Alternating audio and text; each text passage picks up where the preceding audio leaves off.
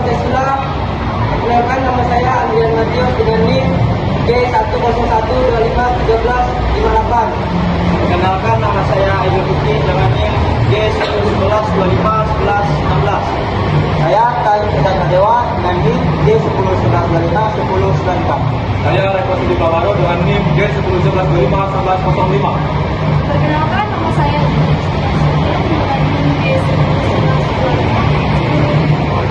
Saya Renata Febrianti dengan NIM G1011251083. Saya Isabel Rehan dengan NIM G10112510.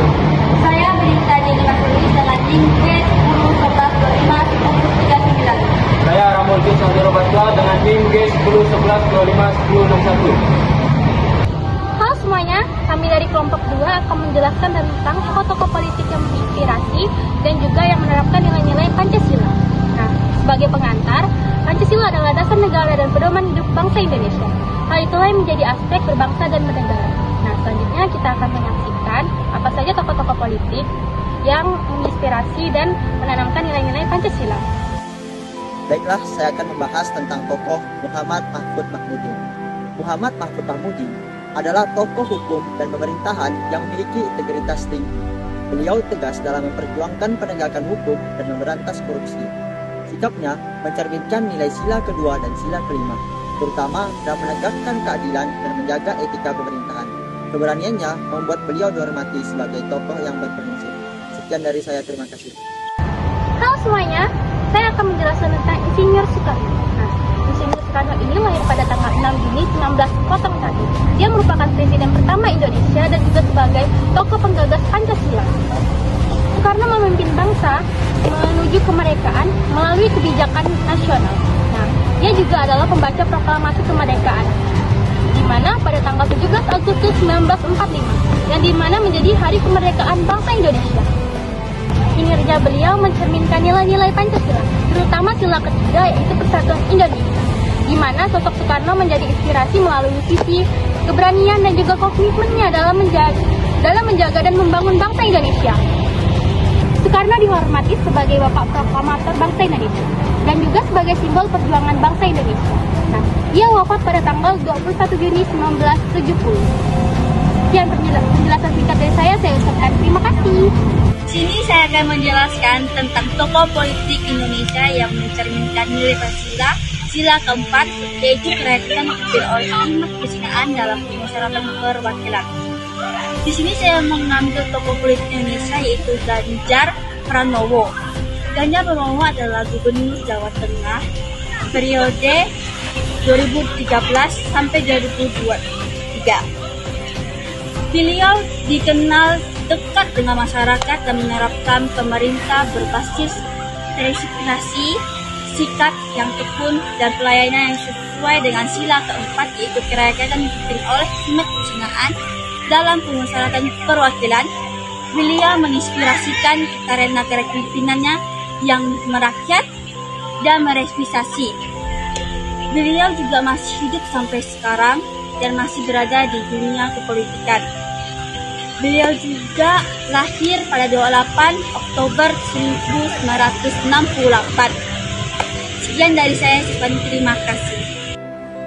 Selamat siang teman-teman, perkenalkan nama saya Juli Kristina Siagian dengan NIM G1011251070. Di sini saya akan menjelaskan tentang politik Indonesia yang mencerminkan nilai-nilai Pancasila, yaitu di sini saya akan mengambil topik tokoh yaitu Ibu Kartini yang memiliki nilai Pancasila, keadilan sosial dan kesejahteraan manusia.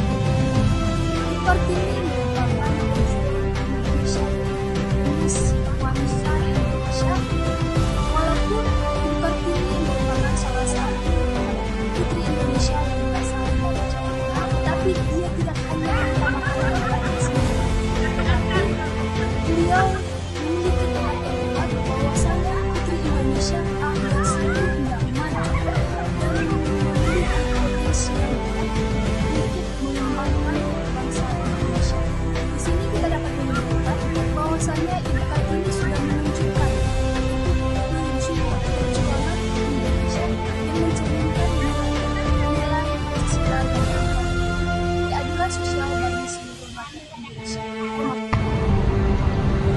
Baiklah, di sini saya akan membahas tentang tokoh politik Indonesia, yaitu Muhammad Hatta. Muhammad Hatta lahir di Bukit Tinggi pada tanggal 12 Agustus 1902 dan beliau wafat di Jakarta pada tanggal 14 Maret 1980. Pencapaian beliau semasa hidupnya yaitu merumuskan konsep ekonomi kerakyatan melalui koperasi dan memimpin delegasi yang berhasil mendapatkan pengakuan kedaulatan Indonesia di Konferensi Meja Bundar pada tahun 1949. Muhammad Hatta adalah wakil presiden pertama Indonesia yang dikenal sebagai tokoh jujur, sederhana, dan berintegritas tinggi, yang memperkenalkan konsep sistem ekonomi kerakyatan melalui koperasi yang selaras dengan sila kelima, yaitu keadilan sosial bagi seluruh rakyat Indonesia. Keteladanan moral dan kedisiplinannya menjadikan beliau panutan bagi generasi muda. Alasan saya menyukai tokoh tersebut adalah beliau dikenal sangat disiplin dalam hal bekerja dan belajar. Saat beliau berhenti menjadi wakil presiden, beliau tetap hidup sederhana, menunjukkan bahwa ia mengabdi pada negara dan bukan pada jabatan. Itu saja dari saya. Sekian dari saya, terima kasih. Baiklah, saya akan membahas tentang tokoh B.J. Habibie. Beliau adalah tokoh teknologi bangsa dan presiden ketiga Republik Indonesia. Beliau berperan besar dalam masa reformasi dan mengembangkan industri kedirgantaraan Indonesia. Kinerjanya menggambarkan nilai kemanusiaan dan keadilan sesuai di sila kedua dan sila kelima. B.J. Habibie menjadi inspirasi karena kecerdasan, dedikasi, dan kecintaannya pada tanah air. Perkenalkan, nama saya Andrea Matius dengan NIM G101125358. Saya akan menjelaskan mengenai Basuki Hadimulyono. Basuki Hadimulyono adalah Menteri Pekerjaan Umum dan Perumahan Rakyat yang dikenal sebagai pekerja keras dan sederhana. Beliau memimpin struktur secara merata di seluruh negeri. Kinerja mencerminkan Pancasila, terutama sila kelima mengenai pemerataan kesejahteraan kepemimpinannya, mengajarkan bahwa kerja nyata lebih penting daripada kecitraan. Widodo merupakan presiden Republik Indonesia yang dikenal dengan sederhana, pekerja keras, dan dekat dengan masyarakat. Program pembangunan infrastruktur, pendidikan, dan kesehatannya dan menunjukkan penerapan sila kelima, yaitu keadilan sosial, kesederhanaan, dan nyatanya membuat banyak anak muda menjadikannya sebagai panutan.